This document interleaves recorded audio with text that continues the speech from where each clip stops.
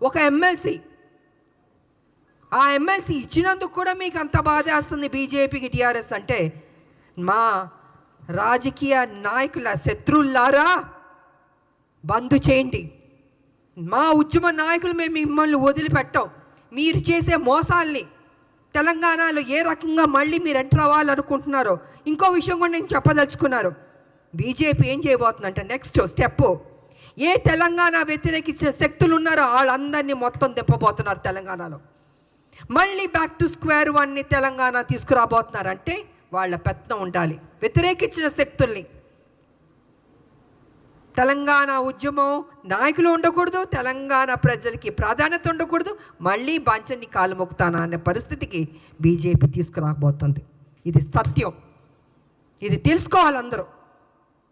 అందుకే ఎవరు ఉద్యమ నాయకులు ఉన్నారో వాళ్ళందరినీ తొక్కేద్దాం, వాళ్ళ నోటిని బంద్ చేద్దాం. వాళ్ళు కనపడకూడదు, వినపడకూడదు, మాట్లాడకూడదు. ఇదే కదా మాతో చేసింది మీరు. మీ పార్టీలో అంటే ఏం గౌరవాలు ఇచ్చారు? ఎందుకు మీ పార్టీలు బయటికి వెళ్ళాల్సి వచ్చింది? వాస్తవాలు ఇదండి.